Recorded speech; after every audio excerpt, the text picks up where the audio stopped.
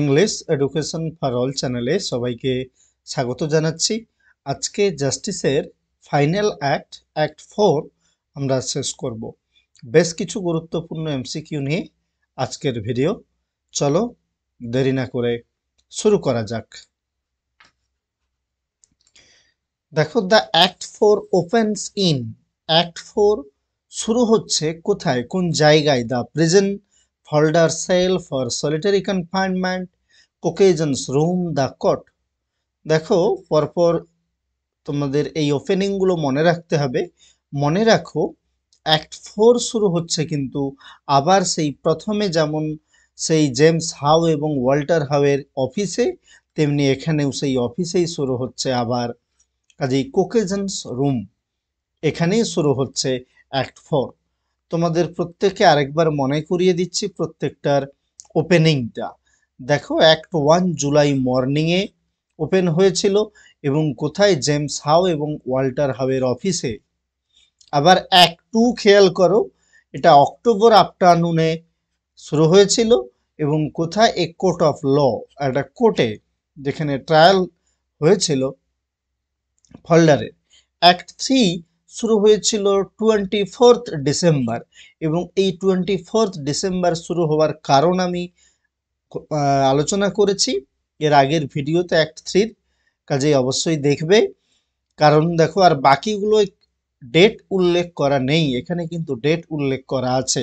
কাজেই একটা বিশেষ উদ্দেশ্যেই কিন্তু এই ডেটটা দেওয়া, এবং এই ডেটটাও মনে রাখো 24th ডিসেম্বর। আচ্ছা, কোথায়? In the room of the governor, গভর্নরের রুমে, যেই প্রিজনের রয়েছে সলিটারি কনফাইনমেন্টে, ফল্ডার বা আরও সেই মনে হোক বা ও ক্লিয়ারি হোক বা আরও বাকি যারা রয়েছে, আরও দুজন রয়েছে, যাই হোক যাচ্ছি না। অ্যাক্ট 4 শুরু হচ্ছে দেখো মার্চ মর্নিংয়ে, এবং কোথায়? সেই কোকেজনের রুমে বা সেই অফিসেই, ওয়াল্টার হাউ এবং জেমস হাউয়ের অফিসে, কোকেজনের রুমে। কাজেই এই প্রত্যেকটার ওপেনিং, তাদের সময় এবং জায়গাটা অবশ্যই মনে রেখো, এখান থেকে প্রশ্ন হতে পারে। নেক্সট দেখো, the last act opens after, কতদিন পর শুরু হচ্ছে? যদি আমরা দেখি, দেখো এর আগেরগুলো প্রথম জুলাই থেকে অক্টোবর, অক্টোবর থেকে ডিসেম্বর, এই ডিসেম্বর টু মার্চ মানে এই 3 মাসের ফারাক নয়, কিন্তু ফারাকটা 2 ইয়ার্স। তাহলে ফারাকটা 2 ইয়ার্স। তাহলে প্রথম থেকে যদি আমরা দেখি, এই ব্যবধানটা অনেক বেশি সময়ের হবে, প্রায় জুলাই থেকে ধরো 2.5 বছর মতো। ঠিক আছে, কাজেই মনে রেখো এই টোটাল ব্যবধানটা কত। ঠিক আছে, কাজেই এই অ্যাক্ট 3 ডিসেম্বরে এবং অ্যাক্ট 4 মার্চ, এটা প্রায় 2 বছর পর ওপেন হচ্ছে অ্যাক্ট 4।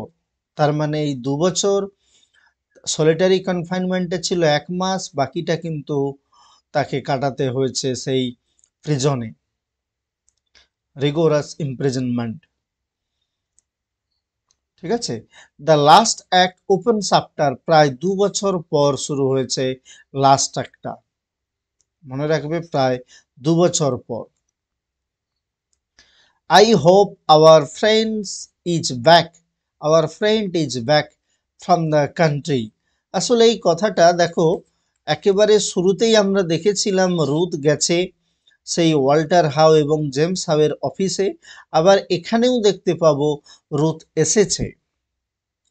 তখনও রুথ ছিল ক্রাইসিসে, এখনও রুথ ক্রাইসিসের মধ্য দিয়েই যাচ্ছে, কিন্তু এই সময় সে is much more concerned of the wellbeing of Falder. কাজেই রুথ গেছে সেই ওয়াল্টার হাউ এবং জেমস হাউয়ের অফিসে, এবং এই সময় আসার তার প্রধান কারণ হলো যাতে ফল্ডারকে আবার এমপ্লয় করা যায় সেই আগের অফিসে। কাজেই I hope your friend is back, sorry, our friend is back from the country. Which country or what is refer here, এই কথাটা বলেছে কিন্তু সুইডেল, সেই অফিস বয়। সুইডেলের নাম তোমরা মনে করতে পারছো নিশ্চয়ই, অফিস বয় ছিল। সেই অফিস বয় কিন্তু এখন বড় হয়েছে, তার মধ্যে গোঁফ মুস্টাচ দেখা গেছে। হ্যাঁ, মুস্টাচ বানানটা খুব সম্ভবত এরকম, TSHE, মুস্টাচ। কাজেই সেই অফিস বয় সুইডল কিন্তু বলছে রুথকে, আমি আশা করছি আমাদের বন্ধু ফিরেছে। এই কান্ট্রি বলতে মনে রেখো, কান্ট্রি বলতে কিন্তু প্রিজনকে বলা হচ্ছে, জেল থেকে।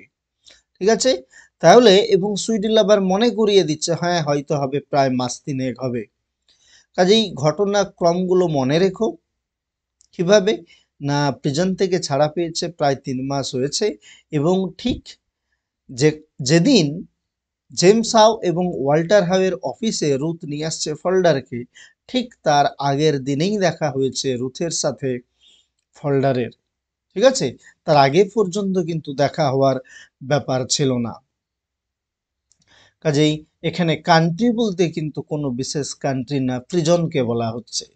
After coming out of the prison, how long did folder work in it's new working place? নতুন জায়গায় একটা কাজ বেছে নিয়েছিল। আসলে he had not the courage to come back to his older office, that is the office of James Howe and Walter Howe. So তাই নতুন একটা কাজে তিনি যোগ দিয়েছিলেন ফোল্ডার, এবং সেই নতুন কাজে কতদিন সেই নতুন জায়গায় কাজ করতে পেরেছিলেন? 3 weeks, 3 সপ্তাহ মোটে কাজ করতে পেরেছিলেন। আসলে তার মধ্যে সেই হীনমন্যতা কাজ করছিল, তার মধ্যে একটা বিশেষ ভয় কাজ করছিল। Perhaps it will soon be discovered that I was convicted of forgery. এইরকম একটা ভয় তার মনের মধ্যে, he was haunted by such thoughts. কাজেই he could no longer work there more than 3 weeks, 3 সপ্তাহ মোটে কাজ করতে পেরেছিল নতুন জায়গায়। ঠিক আছে, মনে রেখো। After Ruth left Mr. Honeywell, how did she lead her livelihood? যখন রুথ হানিউইলকে লিভ করলো, তার কাছ থেকে ছেড়ে চলে এলো, কিভাবে সে তার জীবিকা নির্বাহ করলো বা সে কিভাবে তার জীবন চালালো? তার চিলড্রেন রয়েছে এবং সে নিজে, কাজেই she had to earn money by any how, যে কোনোভাবেই। How did she manage her livelihood? কিভাবে? বাই বেগিং, ভিক্ষা করে নয়, by working in a firm, by making shirts. কাজেই sewing, by sewing or by making shirts. ঠিক আছে, এই অপশানটা কারেক্ট। এভাবে সে কাজ করার, সে তার লাইভলিহুড চালানোর চেষ্টা করেছিল ফোল্ডারের অনুপস্থিতিতে। By making shirts, how much did Ruth earn? এই শার্ট তৈরি করে সে কতটা আর্ন করতে পারত? খুব কষ্টের ব্যাপার। প্রতি সপ্তাহে মোটে 10 শিলিং, 10 শিলিং মোটে আর্ন করতে পারত। It was not sufficient to run a family with 2 children and she herself. So she too couldn't continue it for a long time. ঠিক আছে, কাজেই 10 শিলিং প্রতি সপ্তাহে সে উপার্জন করতে পারত ওই শার্ট মেকিং এর মাধ্যমে। How long could Ruth continue the work of making shirts though she earn very little? খুব কম সে উপার্জন করত, আমরা আগেই জেনেছি। কতদিন ওই কম উপার্জনের মাধ্যমে চালিয়েছিলেন তিনি? মনে রেখো, 9 months অনলি, 9 months। তাহলে he could manage to work only 9 months. She could not earn enough money to earn her livelihood, to manage her livelihood. তো ইভেনচুয়ালি আমরা দেখব তার সে মিস্ট্রেস হবে, ওই যে শার্ট মেকিং করতো তার যে এমপ্লয়ার, সেই এমপ্লয়ারের সে মিস্ট্রেস হবে, এবং সে কিছুটা মাথা গোঁজার ঠাঁইটুকু পাবে, যেহেতু সেই এমপ্লয়ার, তার employer he treated her well. কিন্তু যখনই দেখা হলো ফোল্ডারের সাথে রুথের, Ruth was much concerned, Ruth got more concerned of Falder. সে অনেক রোগা হয়ে গেছে ফল্ডার। কাজেই Ruth wanted Falder get his previous job. আর সে কারণেই কিন্তু রুথ নিয়ে এসেছিল ফল্ডারকে তার আগের অফিসে। After the release of Falder from prison থেকে সে তো ছাড়া পেল। Where did Ruth and Falder chance to meet? কোথায় তাদের দেখা হয়েছিল? আমি আগেই বলেছি যে 3 মাস আগে ছাড়া পেয়েছে, কিন্তু প্রথম দিনেই দেখা হয়নি। ঠিক যেদিন এসেছে জেমস হাউ এবং ওয়াল্টার হাউয়ের অফিসে, ঠিক তার আগের দিনেই দেখা হয়েছে হঠাৎই। কোথায় দেখা হয়েছে সেটাই প্রশ্ন। At Cokeson's office room, by the governor's room, by Hyde Park. মনে রেখো, বাই হাইট পার্কে, মানে হাইট পার্কের সামনে দেখা হয়েছিল রুথের সাথে ফল্ডারের। এবং সেই সময় ফল্ডারও সমস্ত কিছু শুনেছিল রুথের, এবং রুথও শুনেছিল ফল্ডারের সমস্ত করুণ কাহিনী। তো ঘটনা যাই হোক, Ruth came to help Fulder get his previous job in his previous workplace. So she came to request Caucasian and James Howe and Walter Howe to get Fulder his previous job. বোঝা গেছে? কাজেই এইভাবে তথ্যগুলো তোমাদের মনে রাখতে হবে, ছোট ছোট কিন্তু important. Ruth met Falder by chance. হঠাৎই ফল্ডারের সাথে সাক্ষাৎ হয়েছিল রুথের কতদিন আগে, কোন সময়ের আগে? আমি একটু আগেই বলেছি, একদিন আগে, a day before coming to the How's office with the request of employing him. তাকে আবার পুনরায় এমপ্লয় করার জন্য যখন জবে এসেছিল, ঠিক তার আগের দিন দেখা হয়েছিল। ঠিক আছে, রুথের সাথে ফল্ডারের। কোথায়? হাইট পার্কের সামনে। What was the new address of Ruth? She shifted after she had left Mr. Honeywell. Mr. Honeywell এর সাথে ছাড়াছাড়ি হওয়ার পর তার নতুন অ্যাড্রেস কোথায় ছিল? আসলে এই নতুন অ্যাড্রেসটা কোথায় পেলাম আমরা, বা কোথায় পাবো?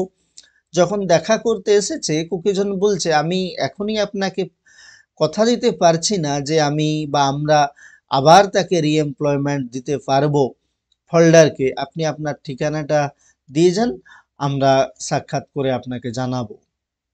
তো সেই সময়ই অ্যাড্রেসটা জানিয়েছিল রুথ। সেই অ্যাড্রেসটা কি? 83 মালিঙ্গার স্ট্রিট। 83 মালিঙ্গার স্ট্রিট, এই স্ট্রিটটা মনে রেখো। It was the new address of Ruth. ঠিক আছে, এবং আমরা জেনেছি the employer became her master. কাজেই এটা তার ছিল নতুন ঠিকানা। When a man is down, never hit him. It is not necessary. বুঝতেই পারছো কথাটা শুনে, খুব গুরুত্বপূর্ণ লাইন। এবং আমরা ঠিক বিহেভ করে ঠিক তার উল্টো। তার মানে এই বক্তা কতটা ভদ্র মানুষ, you can understand and realise well.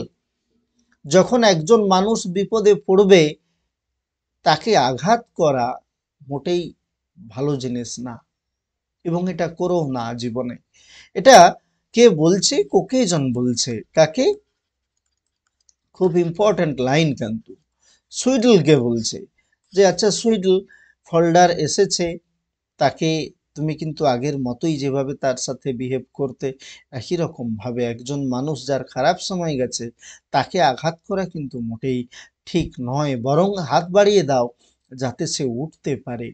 কাজেই কতটা ভদ্র মানসিকতার কোকেজন, সেটা আমরা আগে জেনেছি কোথায় না, যখন কোকেজন দেখা করতে এসেছে, যখন সলিটারি কনফাইনমেন্টে রয়েছে এ ফল্ডার, তার বোনদের অনুরোধে, ফল্ডারের বোনদের অনুরোধে সে এসেছে তার সাথে দেখা করতে। শুধু তাই নয়, যখন একেবারে শেষে দেখা করতে এসেছে একটা নতুন কাজের জন্য রুথের সাথে ফল্ডার, তখন সুইডলকে বলছে যে তুমি তার সাথে ভদ্রভাবে ব্যবহার করো, তাকে আঘাত করো না। ঠিক আছে, কে কাকে বলেছে তাহলে? কোকেজন বলছে সুইডলকে। শেষ পার্টটা মনে রেখো, খুব ইম্পর্টেন্ট কোশ্চেন, এবং আমরা কিন্তু ঠিক তার এর বিপরীত আচরণ করি। It is a metaphor I recommend to you in life. এই মেটাফর কথাটার অর্থ কিন্তু এখানে মোরাল ভ্যালু। কি বললাম? এখানে মেটাফর কথাটার অর্থ হলো মোরাল ভ্যালু। এটা একটা নৈতিকতা। এই যেই নৈতিকতা আমি তোমাকে রেকমেন্ড করছি যে তুমি তোমার জীবনে এটা মেনে চলবে। ওই কথাটাই, কোন কথাটা? কোকেজন যেই কথাটা বলছে সুইডলকে, যে কেউ যখন বিপদে পড়বে তাকে অপমান করো না, সেটা ঠিক নয়, বরং তুমি তোমাকে তার হাতটা বাড়িয়ে দেবে যাতে সে উঠতে পারে। কাজেই কোন মোরালের কথা বলা হচ্ছে? Not to be rude to the fellow who has fallen down. যে অপমানিত হয়েছে বা যার সময় খারাপ যাচ্ছে, যে নিম্নে পতিত হয়েছে, তার সাথে খারাপ ব্যবহার করো না, তার সাথে সিম্প্যাথেটিক্যালি বিহেভ করো এবং পারলে তোমার হাতটা বাড়িয়ে দাও যাতে সে তোমাকে ধরে উঠতে পারে। Cokeson too tried to give him scoff. আমরা দেখতে পাবো Cokeson, not only Cokeson, Walter too tried to re-employ him, but it was James who wanted, he too wanted, but he didn't want any relation to be between Mr. Fulder and Ruth. However, Caucasian tried Fulder get back his job in the office of the house Walter Howe and James Howe. তাহলে এই metaphor বলতে এখানে মনে রেখো, metaphor বলতে কিন্তু moral value. সেই moral ভ্যালুটা কাকে দিতে চেয়েছে?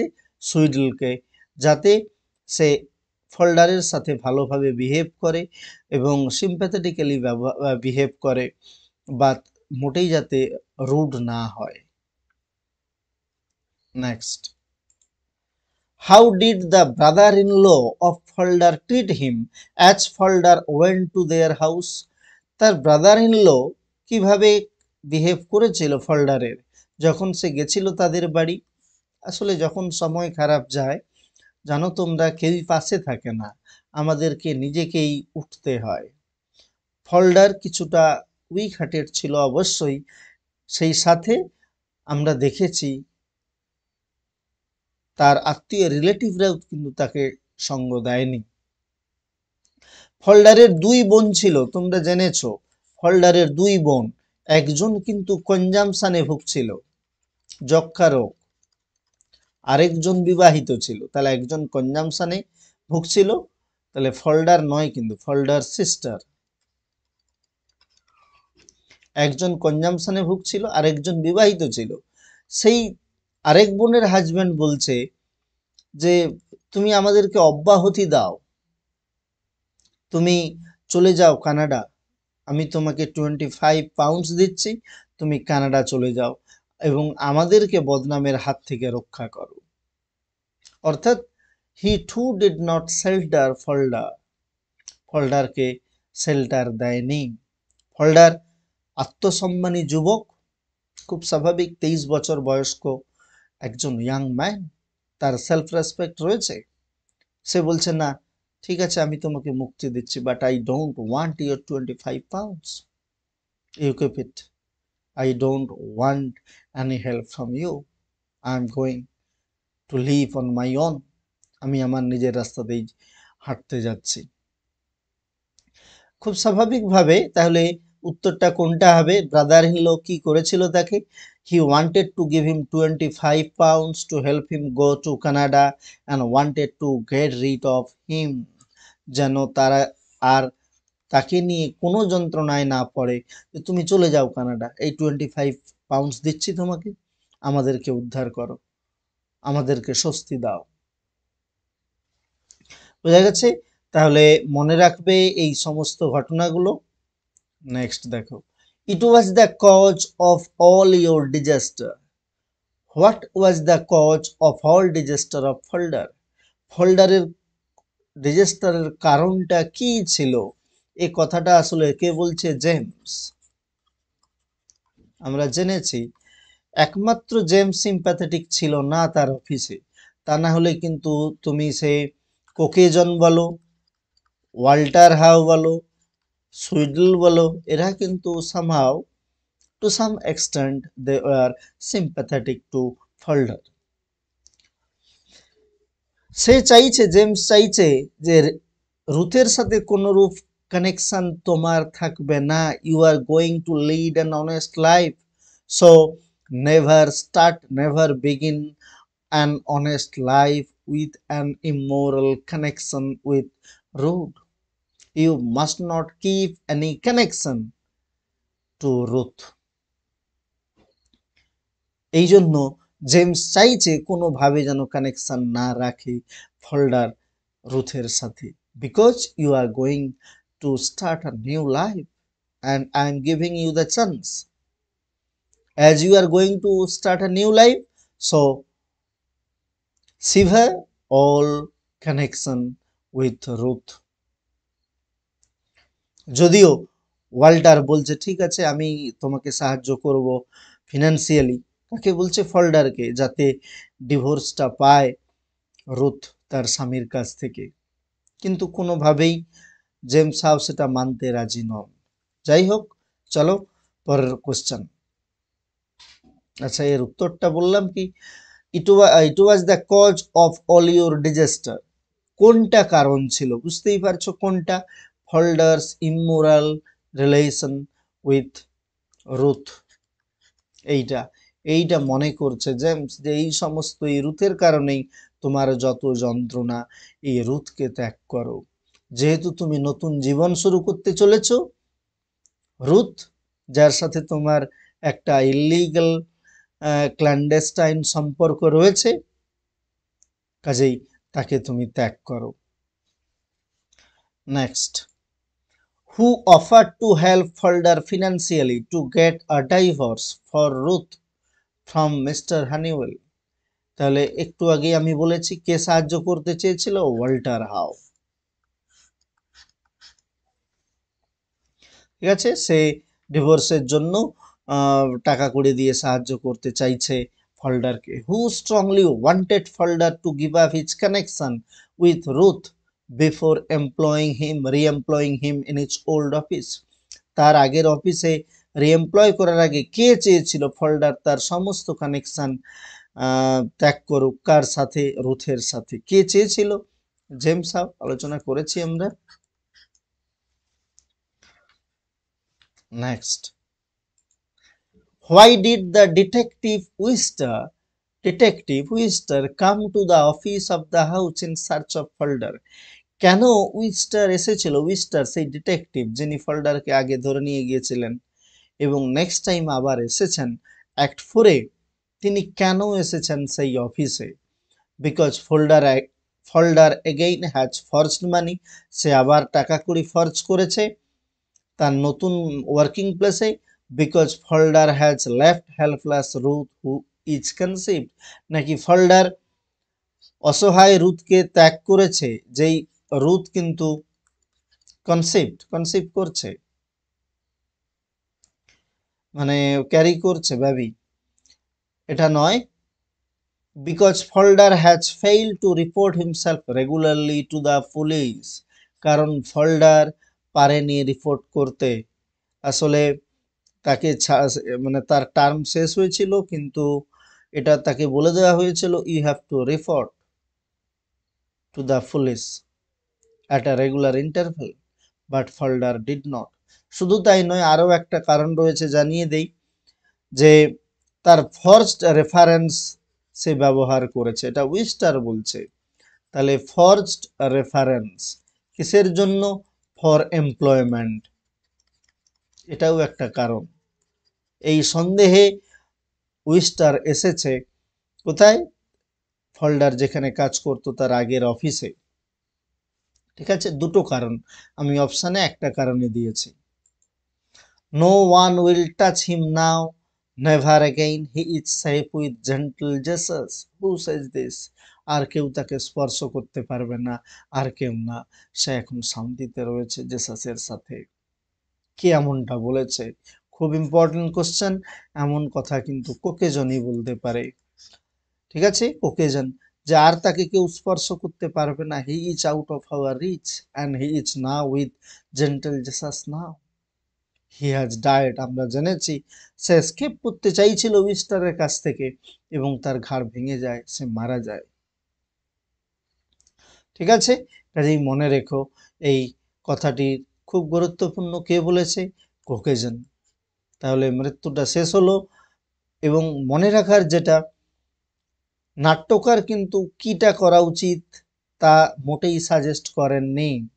তিনি প্রবলেমটা আমাদের সামনে দিয়ে দিয়েছেন। আমাদের এবার ভাবা উচিত যে সত্যিই ফল্ডার কি জাস্টিস পেলো, or was unjustice, sorry injustice done to him. এইরকম প্রশ্ন যেন শেষে পাঠকবর্গ সবাই সেই প্রশ্নের মধ্য দিয়ে যায়। তোমাদের আজকের ভিডিও কেমন লাগলো জানাতে ভুলো না।